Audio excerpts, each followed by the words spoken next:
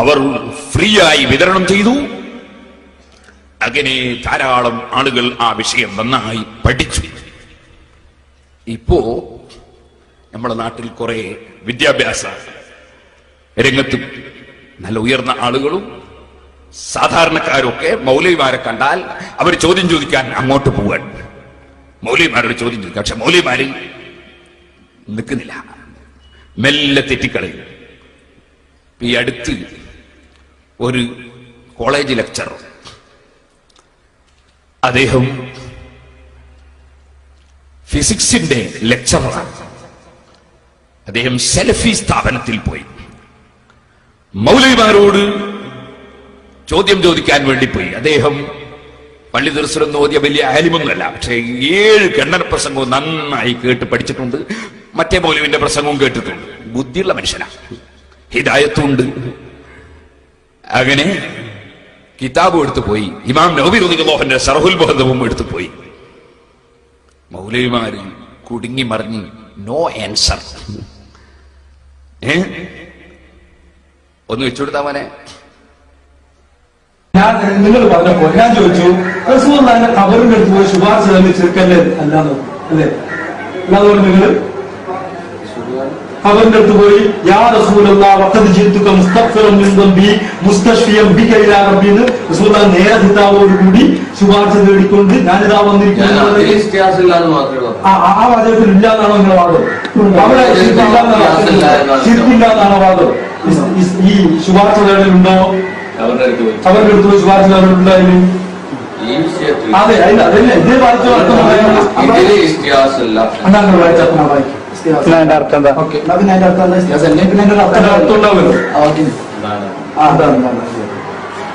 മഞ്ചളൊന്നുമില്ല ഇവിടെ. ആവശ്യമില്ലല്ലോ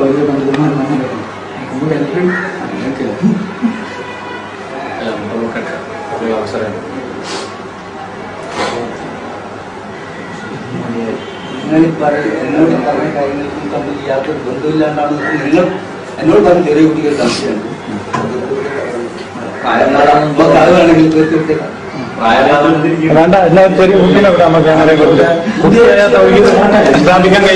നിങ്ങൾ ആ മാതിരി ഭർത്താക്കൾ നിങ്ങൾ പറയുന്നതുകൊണ്ടാണ് ഇതൊക്കെ അഭിമുഖം പറ്റുമെന്ന് പറയാം. എനിക്കറിയാം, നന്നായിട്ട് അറിയാം.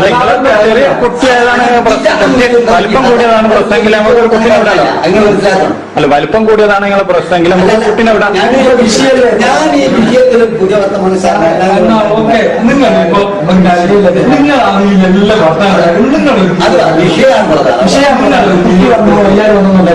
നിങ്ങൾ അതിന് എന്നോട് പറഞ്ഞ തവസ്സുലാണ് ഇല്ലായിരുന്നു. തവസ്സുലാണ്, അതുകൊണ്ട് നിങ്ങൾ പറഞ്ഞ കഥകളൊന്നും ഇല്ലാതെന്നാണ് നിങ്ങൾ പറഞ്ഞത്. തവസ്സുൽ മരണാനന്തര തവസ്സുലിന്റെ വിധി എന്ത്? ഒന്ന്, അവിടെ തവസ്സുല് മാത്രമേ ഉള്ളൂ, ഇസ്തിഹാസ ഇല്ല എന്നാണോ? 2, മൂന്നാമത്തത് നവീമാവ് ഉമ്മക്ക് മുമ്പ് വേറെ ഇതിനെതിരായി പറഞ്ഞിട്ടുണ്ടോ? 4, 5 നവീമാവ് അംഗീകരിച്ചിട്ട് പറഞ്ഞതാണോ അല്ലയോ? ഇതാണ് നിങ്ങള് ഉത്തരം പറഞ്ഞത്. ആവർത്തിച്ച് പറയണല്ലോ.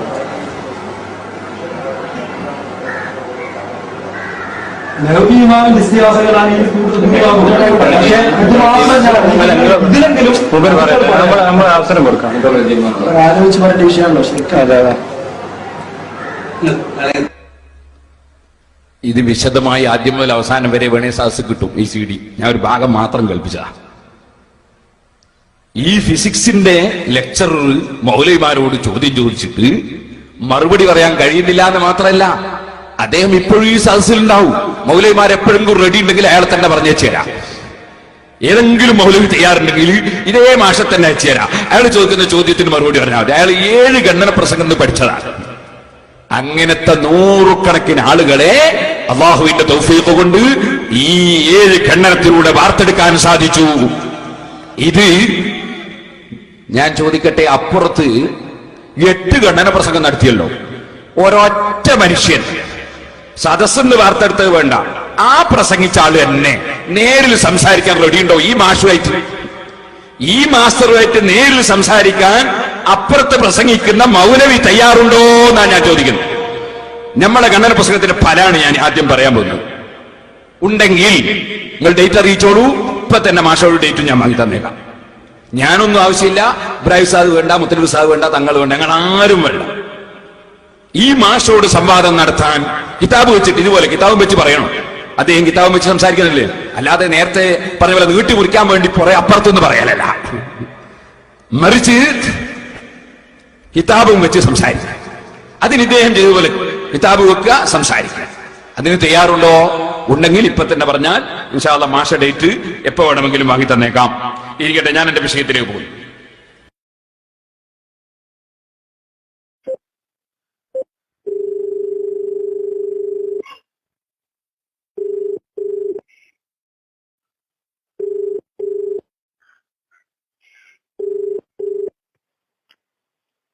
ഹലോ ഹലോ, അസ്സലാമു അലൈക്കും. വലൈക്കും സ്സലാം വറഹ്മത്തുള്ളാഹി. സിറാജുദ്ദീന്റെ ഓഫീസല്ലേ? അതെ, പേരോട് സാധനം കിട്ടുമോ? നമ്പർ തരാം, 9447. അതിൽ വിളിച്ചിരുന്നു, കിട്ടുന്നില്ല. അപ്പോ ഉസ്താദ് ഞാൻ ഇന്നലെ 4 മണിക്ക് വിളിക്കാന്ന് പറഞ്ഞിട്ട് പിന്നെ ഫോൺ എടുക്കുന്നില്ല. പിന്നെ ഞാൻ അൻസാർ മാഷാണ് പയ്യോളിന്ന്. എനിക്കൊരു എന്റെ ഒരു പൈസേന്റെ ഒരു പ്രശ്നം ഉണ്ടായിരുന്നു. എനിക്കൊരു സംഖ്യ തരാൻ ഒരു മധ്യസ്ഥം പറഞ്ഞിട്ടൊരു പൈസ തരാനുണ്ടായിരുന്നു. അത് ഇതുവരെ ഒരു കൊല്ലം ഇതുവരെ കിട്ടിയിട്ടില്ല. പിന്നെ ഉസ്താദ് ഫോൺ എടുക്കുന്നില്ല. പിന്നെ വേറൊരു വിഷയം പറ്റി അവിടെ വന്നൊരു പ്രസംഗമൊക്കെ നടത്തിയിരുന്നു. ഇപ്പൊ ഞങ്ങൾക്ക് അതിനെപ്പറ്റി ഒന്ന് ചർച്ച ചെയ്യാൻ പയ്യോളിയുള്ള കുറച്ച് ആൾക്കാർക്ക് അങ്ങോട്ട് വരണം എന്നുണ്ടായിരുന്നു. ബന്ധപ്പെട്ടത് അല്ല, നമ്പർ ഫോൺ എടുക്കുന്നില്ല. എടുക്കാണ്ടെന്ന് 44 പ്രാവശ്യം ഞാനിപ്പോ വിളിച്ചു ഇന്നലെ മുതൽ. അപ്പൊ അതൊരു ശരിയല്ലല്ലോ. നമ്മള് ഒരു ഇടപാടിന്റെ വിഷയം തീർക്കാൻ അദ്ദേഹം ഫോൺ എടുക്കണല്ലോ. അപ്പൊ എന്നോട് 3-4 പ്രാവശ്യം എന്നോട് ഓരോ സമയം പറഞ്ഞു. ഞാൻ അന്നേരമൊക്കെ വിളിച്ചു, അതൊന്നും എടുക്കുന്നില്ല. പിന്നെ തീരെ എടുക്കുന്നില്ല. അപ്പൊ ഞാൻ ഡ്രൈവറെ വിളിച്ചു. അയാൾ എന്നെ മോശമായിട്ടാണ് സംസാരിക്കുന്നത്. അപ്പോ എനിക്ക് അത് എങ്ങനെയാണ് സ്ഥാനൊന്ന് അവിടെ ഓഫീസിലൊന്ന് കണക്ട് ചെയ്യാൻ പറ്റുക? ഓഫീസിൽ ഡയറക്റ്റ് വന്ന് നോക്ക്. അല്ല, വന്ന് നോക്കുന്ന പറഞ്ഞാൽ ഞങ്ങൾക്ക് ഒരു വിഷയം തീർപ്പാക്കാനാണ്. അപ്പൊ ഒരു ഡേറ്റ് തന്നിട്ട് വരണം. അല്ലാതെ ഞങ്ങൾക്ക് പയ്യോളി ഡേറ്റ് തന്നിട്ട് ഉസ്താനെ കാണാണെങ്കിൽ അങ്ങനെ ഡേറ്റ് തരാം. ഉസ്താദായിട്ട് ബന്ധപ്പെട്ടൊക്കെ അതെ, ഉസ്താദുമായിട്ട് ബന്ധപ്പെടാനുള്ള വഴി ഉസ്താദ് ഒന്നുകിൽ ഫോൺ എടുക്കണം, എന്നിട്ട് അതിന്റെ മര്യാദ പറയണം. ഇത് ഫോൺ എടുക്കാതിരുന്നാൽ നമുക്ക് ബന്ധപ്പെടാൻ കഴിയില്ലല്ലോ. നമുക്ക് ഇങ്ങനെ കറാമത്തൊന്നുമില്ലല്ലോ. ഒരു സാമ്പത്തിക ഇടപാട് എനിക്കൊരു പൈസ IPCന്റെ ഒരു മധ്യസ്ഥത്തിൽ എനിക്കൊരു പൈസ തരാന്ന് പറഞ്ഞിട്ട് ഇതുവരെ തന്നിട്ടില്ല. അപ്പൊ എനിക്ക് ചോദിക്കാനൊരു വകുപ്പുണ്ട്. നിങ്ങൾ എന്തൊരു മര്യാദകേടായി കാണിക്കുന്നത് സാമ്പത്തിക ഇടപാടൊക്കെ. അപ്പൊ ഞാനിപ്പോ ഓഫീസിലാണ്. എനിക്ക് സിറായിൽ നിങ്ങൾ പഠിപ്പിക്കണ്ടേ? ഞാൻ ഒരുപാട് കാലം അവിടെ ഉള്ളതാ. അതുകൊണ്ട് ഓഫീസിൽ വിളിച്ചാൽ കിട്ടുമെന്നൊക്കെ എനിക്കറിയാം. നിങ്ങൾക്ക് പഠിപ്പിക്കാത്തതല്ല, നിങ്ങളോട് പറയുന്നത് അങ്ങോട്ട് മനസ്സിലാക്കാൻ നിങ്ങൾ ചൂടാവല്ല. അല്ല, ഞാൻ ചൂടാവില്ല. നിങ്ങളൊന്ന് ആലോചിച്ച് നോക്ക്. 44 പ്രാവശ്യം ഒരാൾ വിളിച്ചിട്ട് ഒറ്റ ദിവസം കൊണ്ട് വിളിച്ചിട്ട് എടുക്കാതിരുന്നാൽ നേരത്തെ ഇങ്ങോട്ട് സംസാരിക്കുന്നത്. അല്ല, നിങ്ങൾ ഫോൺ കട്ടാക്കുന്നതല്ല, അതാണ് നിങ്ങൾ എല്ലാവരും ചെയ്യുന്നത്. ഫോൺ നിങ്ങൾ ഇത് പറയുന്നത് ഇവിടെ ഒന്നിക്കണ്ട് നിങ്ങൾ ഉസ്താദിനെ നേരത്തെ ഇവിടെ വന്നു. എനിക്ക് അതല്ല ഞാൻ ചോദിക്കുന്നത് ഒരു പ്രായോഗികമായിട്ട് ഞാൻ ചോദിച്ചോട്ടെ. ഞങ്ങൾ കുറച്ച് ആൾക്കാർ ഒരു വണ്ടിയൊക്കെ വിളിച്ച് വന്നിട്ട് ഉസ്താദിനെ കണ്ടിട്ടില്ലെങ്കിൽ ആവുമോ എനിക്ക് എന്നെ പോലത്തെ ഒരാൾക്ക്? അപ്പൊ നിങ്ങൾ ഒരു ഡേറ്റ് തന്നിട്ട് വരുത്തല്ലേ അതിന്റെ ശരി? ഹലോ, ഇവിടെ വിളിച്ചിട്ട് കാര്യമില്ല. ഇവിടെ അല്ലാണ്ട് ഞാൻ ഈ പേരോട് ഉസ്താദായിട്ട് ബന്ധപ്പെടാൻ കുറ്റ്യാടി സിറാജുദ്ദീന്റെ ഓഫീസിലല്ലാതെ ഞാൻ എവിടെയാ വിളിക്കുക? അതല്ല, നിങ്ങൾ ഇവിടെ വിളിച്ചോണ്ട് കാര്യമില്ല. അല്ലാന്ന് പേരോട് ഉസ്താദായിട്ട് ബന്ധപ്പെടാൻ കുറ്റ്യാടി സിറാജുദ്ദീന്റെ ഓഫീസിലാണ് വിളിക്കുക, അല്ലാണ്ട് വേറെ എവിടെയാ വിളിക്കുക? നിങ്ങൾ വന്നോ? ഇവിടെ ഇപ്പൊ ഇല്ല, അല്ലെങ്കിൽ മൊബൈൽ വിളിച്ചു. അല്ല, അത് തന്നെ. അല്ല, വരാൻ എനിക്ക് സംസാരിക്കാനില്ല. എനിക്ക് ഒരു ഡേറ്റ് നിങ്ങൾ എപ്പോഴാണ് വരേണ്ടത് പറഞ്ഞാൽ മതി, ഞാൻ വന്നോളൂ. വാങ്ങിക്കോ, നമ്മൾ വാങ്ങിച്ചിടൂല. അല്ലാന്ന് ഡയറക്റ്റ് വന്നിട്ട് കാണണമെങ്കിൽ എപ്പോഴാ ഉള്ളതെന്നാ ഞാൻ ചോദിക്കുന്നത്. എപ്പോഴാ അവിടെ ഉണ്ടാകുക, എപ്പോഴാ വരേണ്ടതെന്നാ സിറാജുദ്ദീന്റെ ഓഫീസിലേക്ക് ഞാൻ ചോദിക്കുന്നത്. ഞാൻ ഒരുപാട് കാലം ഞാനൊരുപാട് കാലം സിറാജുദ്ദീന്റെ ഓഫീസിൽ വന്നാൽ എനിക്കറിഞ്ഞൂടെ അവിടുത്തെ സിസ്റ്റം. നിങ്ങൾക്ക് പോയത് എന്താ? ഹലോ എന്താ? അല്ല, അതുകൊണ്ട് വന്നിട്ട് ബന്ധപ്പെട്ടോന്ന് പറഞ്ഞില്ലേ? അല്ലാന്ന് ബന്ധപ്പെട്ടോന്ന് പറയാം. ഉസ്താദ് ഉണ്ടോ, എവിടെ, എപ്പോഴാ ഉണ്ടാകാന്ന് ചോദിക്കുന്നു. മൊബൈലിൽ ബന്ധപ്പെടുക. മൊബൈൽ എടുക്കുന്നില്ലാന്ന്. എടുക്കാത്ത മൊബൈലിൽ ബന്ധപ്പെടാൻ കഴിയോ? നിങ്ങളെന്താ പ്രായോഗിക അല്ലാത്ത കാര്യം പറയില്ല. പോയി കണ്ടുപിടിച്ച് നമ്മൾ ഇവിടെ വിളിച്ച് ഇടങ്ങാറാക്കല്ല. നിങ്ങളെന്താ പറയുന്നത്? സിറാജുൽ പേരോട് ഉസ്താദ് എപ്പോഴാ ഉണ്ടാകാൻ ചോദിച്ചാൽ ഇടങ്ങാറാക്കല. സമയത്ത് വിളിച്ചിട്ടുണ്ടെങ്കിൽ ഉസ്താദിന് കൊടുക്കും. ഇപ്പൊ ഉസ്താദ് ഇവിടെ ഇല്ല എന്ന് പറഞ്ഞാൽ അംഗീകരിക്കാൻ കഴിയുന്നില്ലല്ലോ. അല്ലാന്ന് ഞാൻ ചോദിക്കുന്നത് എപ്പോഴാ സാധാരണ ഉണ്ടാകുക, എപ്പോഴാ? അല്ലെങ്കിൽ നിങ്ങൾ ഞാനിനി നിങ്ങളൊരു കാര്യം ചെയ്യോ, ഉസ്താദ് വന്നാൽ വിളിച്ചിട്ട് ഒരു സമയം ഇങ്ങനെ പറഞ്ഞിരുന്നു എന്ന് പറഞ്ഞിട്ട് അതിന്റെ റിസൾട്ട് എനിക്ക് അടുത്ത ദിവസം തരുമോ? ഞാൻ നിങ്ങൾ പറയുന്ന വിളിക്കാം. അസ്സലാമു അലൈക്കും വറഹ്മത്തുള്ളാഹി തആല വബറകാതുഹു. പ്രിയപ്പെട്ട സുഹൃത്തുക്കളെ, പേരോട് അബ്ദുറഹ്മാൻ സഖാഫി കഴിഞ്ഞ ഏതാനും വർഷങ്ങൾക്ക് മുമ്പ് മാത്രം വളരെ അധികം വിശദമായി തന്നെ ബുദ്ധിയും വിദ്യാഭ്യാസവും ഹിദായത്തും ഇത് മൂന്നും ഉള്ള ഒരാളാണെന്ന് വിശേഷിപ്പിച്ച് സർട്ടിഫിക്കറ്റ് കൊടുത്ത ബഹുമാനപ്പെട്ട അൻസാർ മാസ്റ്റർ പയ്യോളി. കാരണം ഹിദായത്തും വിദ്യാഭ്യാസവും ബുദ്ധിയും ഇത് മൂന്നും ഒരുമിച്ച് കൂടുക എന്ന് പറഞ്ഞാൽ ഒരു മനുഷ്യനെ സംബന്ധിച്ചിടത്തോളം അത് ഏറ്റവും അള്ളാഹു നിയമത്ത് നൽകപ്പെട്ട 3 വിഷയമാണ്. ഇൽമ്, ബുദ്ധി, അക്കല്, അതുപോലെ തന്നെ ഹിദായത്ത്.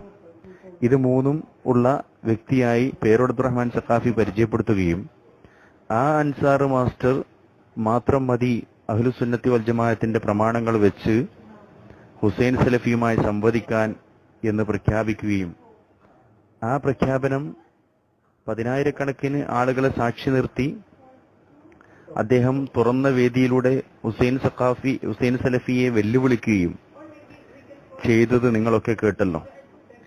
ഇതേ അൻസാർ മാസ്റ്റർ തന്നെയാണ് അദ്ദേഹത്തിന് നേരത്തെ പേരോട് പറഞ്ഞ ബുദ്ധിയും ഹിദായത്തും അതുപോലെ തന്നെ വിദ്യാഭ്യാസവും ഉപയോഗപ്പെടുത്തി മർക്കസിലുള്ള വ്യാജം തിരിച്ചറിയുകയും അത് തെളിവുകൾ സഹിതം സമർത്ഥിക്കുകയും അത് പേരോട് അബ്ദുറഹ്മാൻ സഖാഫി അതിനുശേഷം അത് ന്യായീകരിക്കാൻ വേണ്ടി പറഞ്ഞ എല്ലാ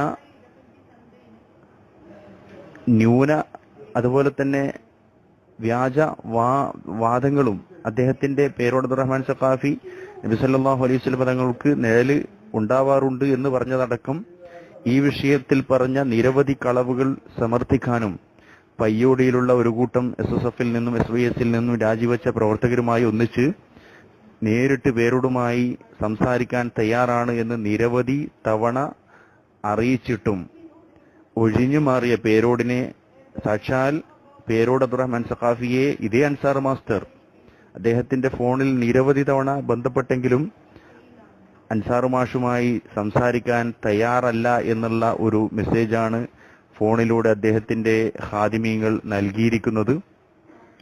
ഫോണിലൂടെ വേണ്ട, നേരിട്ട് വന്ന് സംസാരിക്കാൻ ഞങ്ങൾ തയ്യാറാണെന്ന് അറിയിച്ചിട്ട് ഇന്നേ വരെ അതിനുള്ള ഒരു സമയം പോലും നൽകാതെ, സമയം പ്രത്യേകിച്ച് നിജപ്പെടുത്താതെ ഒഴിഞ്ഞു മാറുന്ന പേരോട് അബ്ദുറഹ്മാൻ സഖാഫിക്കും കൂട്ടർക്കും ഇത് ഞങ്ങൾ സവിനയം സന്തോഷപൂർവ്വം സമർപ്പിക്കുന്നു. എല്ലാവരും ഇത് ശരിക്കൊന്ന് കേൾക്കുക.